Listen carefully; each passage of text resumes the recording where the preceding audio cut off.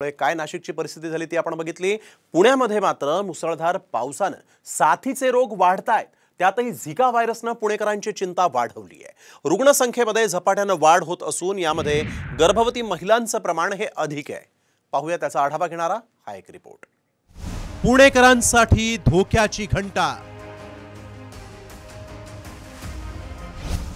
26 गर्भवती महिलांना झिकाची लागण।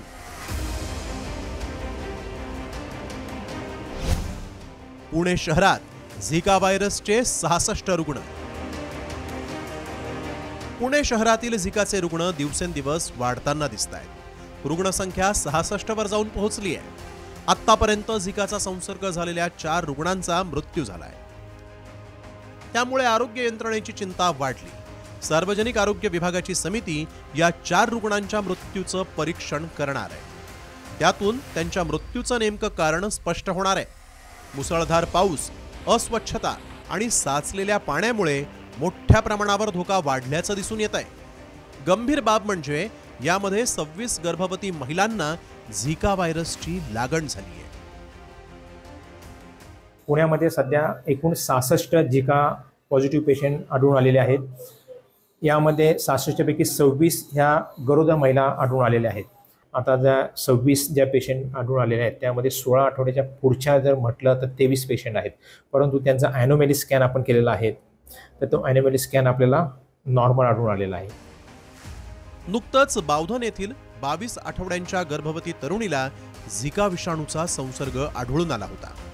पुणे शहरात 20 जून पासून एकूण 26 गर्भवती महिलांना झिकाची लागण झाली आहे।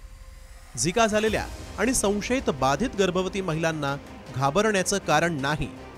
त्यांनी गर्भाची स्थिती जाणून घेण्यासाठी अनोमेनिया स्कॅन करावं अशी सूचना आरोग्य विभागानं केली आहे। झिका झाल्यास काय काळजी घेतली पाहिजे तेही पाहूया।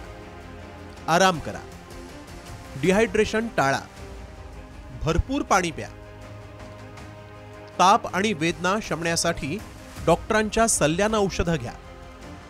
झिका हा डेंग्यू आणि चिकनगुनिया सारखा एडिस या डासांमुळे पसरणारा आजार आहे। हा आजार प्राणघातक नसला तरी झिकाची लागण झालेल्या गर्भवती महिलांना त्याचा अधिक धोका असतो। त्यामुळे नवजात अर्भकांच्या मेंदूचा आकार लहान होऊ शकतो।